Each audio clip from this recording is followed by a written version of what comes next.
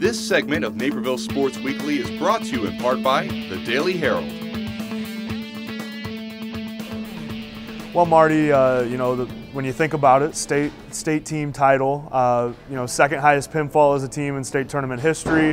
What's kind of been these 2-3 days since Saturday, since winning the trophy? It's been some reflection. I've thought over, things that perhaps we could have done better. Maybe some things that I could have done better. But overall, the girls just did a fantastic job. I mean, they conducted themselves like champions the whole season. And I just saw us growing and growing and growing. So my reflection has been pretty much on that.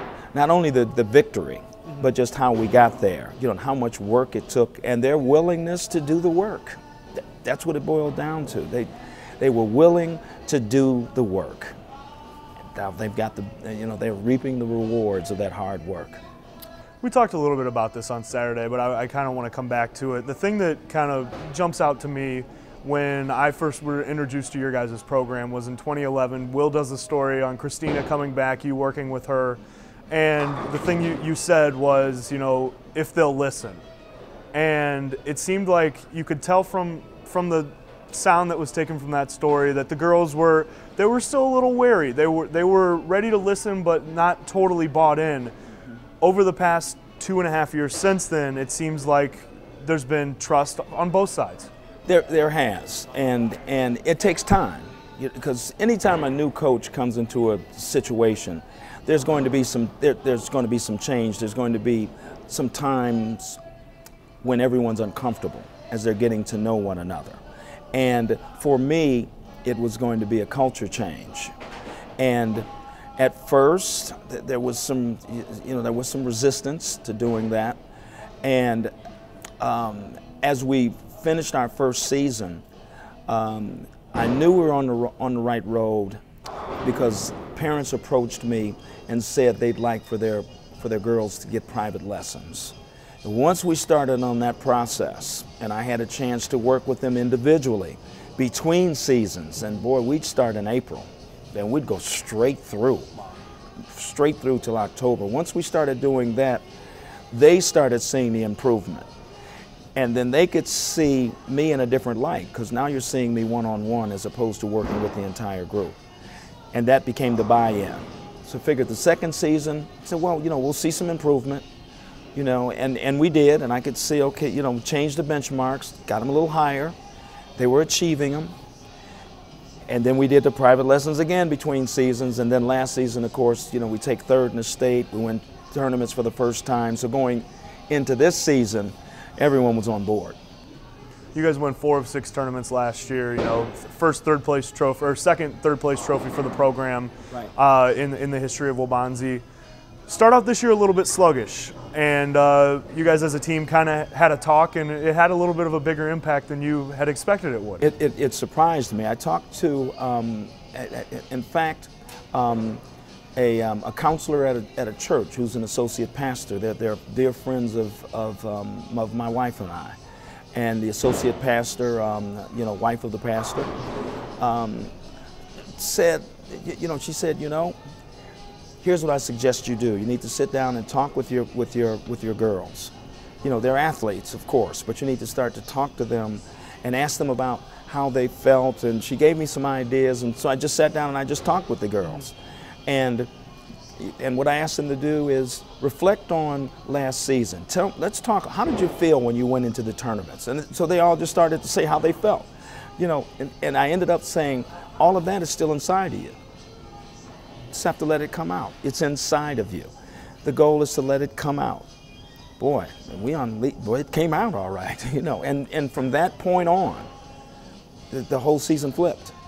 And that was right around the middle of December. And there was a different level of confidence.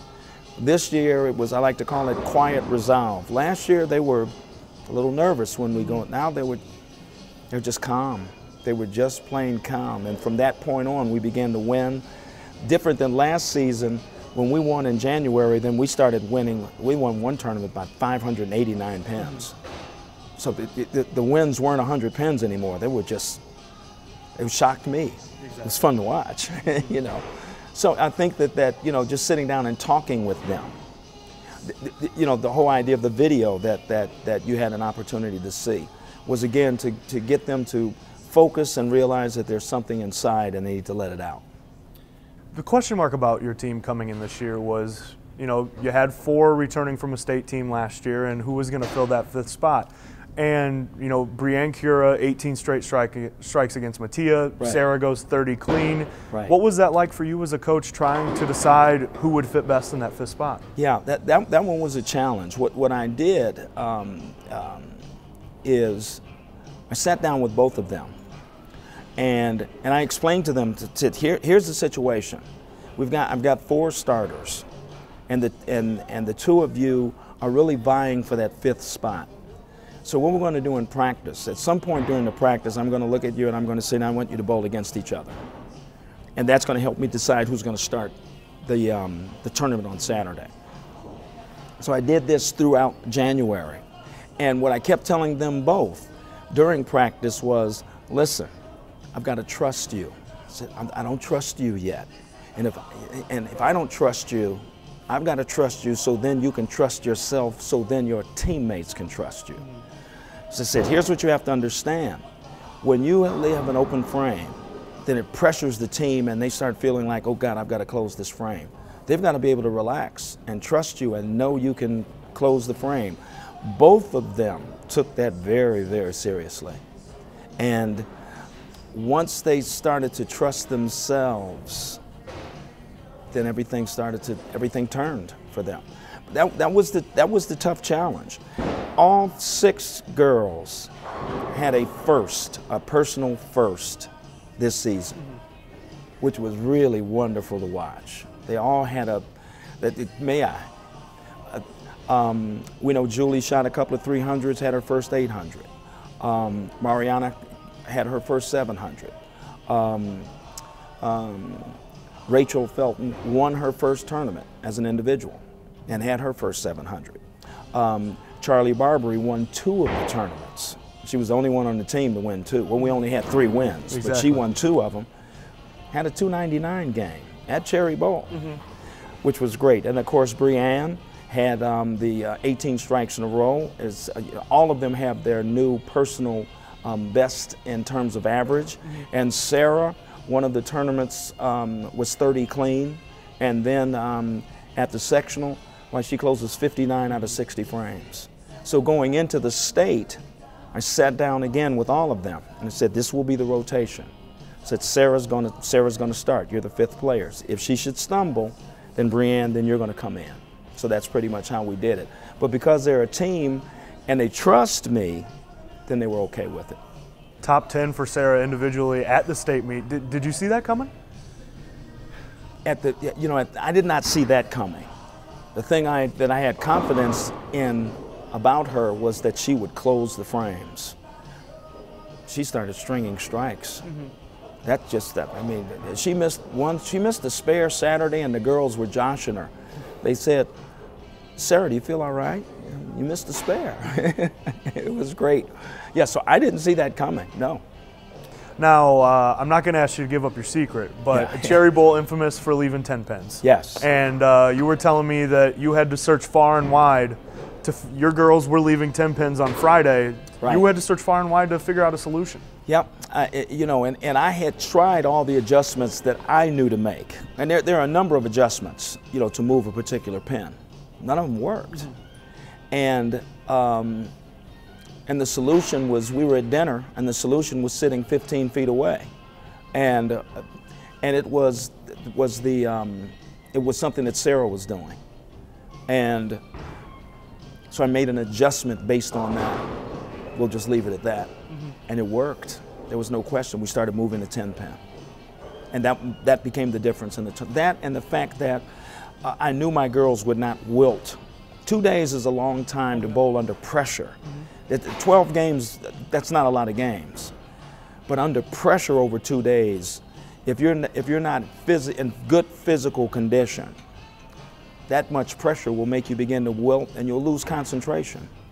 Oswego East has become a rival for you guys in recent years. Giselle Paz, who you give individual lessons to, overall individual state champion. You guys go 3-4 last year. You go 1-2 this year. Top 2 scores coming into state. Mm-hmm.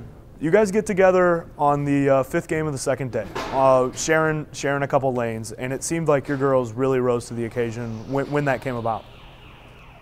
It really did, and it's something about a rival and athletes when they get in a rival. They'll you see teams go at it if they're rivals. Mm-hmm. And, we have great respect for their program. I have a great respect for their coach and for their players. And that was just, it was fun to watch. I could see the energy, in terms of both teams.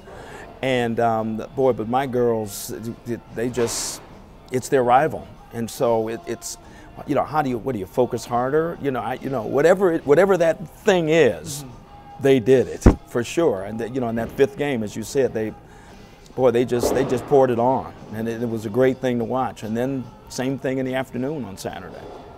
As programs, do you think you two have kind of helped build each other up a little bit with the competition here the last 2-3 years? Oh, I think so. I think that when you can have a rival and they're strong, it gives you a measuring stick. It kind of gives you a measuring stick. Definitely. What I kept emphasizing to my team going into this is we have to remember it's us against the house, because any team they can get lined up and they can get hot and they can just run away from you and they can build a lead that's so insurmountable that you can't catch them. That's what Andrew did last year. So I said, girls, we're never focusing on a team. Mm-hmm. We're measuring ourselves against the house. It's just as simple as that. So because you focus on one team and someone else will come up and bite you. Now, your guys' run in the UEC the last 4 years in your time as being coach has been remarkable. 133 points out of 134. Now, when I brought this up to you once, you'd mentioned the 1 point that you guys lost is still sticking in your craw. Yeah. Do you think that mindset is why you guys have been so dominant in the conference? Yeah, and I think that if you teach your athletes that you always respect your opponents. I tell my team that over and over again. You never take anyone lightly. I never let the team lose focus. I don't let them fool around. I don't let them fool around in practice. I don't let them fool around during events. Mm-hmm. You have to respect your opponent. Not respect your opponent, it disrespects the game. It disrespects their coaches. It disrespects what that team has done to prepare itself. So you always have to give your best. And that's easier said than done. Because sometimes if an opponent's not doing well, you'll back off. So regardless as to who we play, I'm always looking for the same effort. Definitely. Now, Kayleen Felton, the anchor, captain of your team last couple seasons before this one. Right. How neat was it that she was in the building, both for sectionals? I know she followed you guys quite a bit this year, but especially at state. Oh, and she said, I should have stayed another year. No, it was really great that she came out because she wants to see her sister bowl. She wanted to see us do well. So, and that was a good support for the girls to see, that a former player was there, was pulling for them. So that was really great, that she was there, and there were other players there to encourage us and pull us through.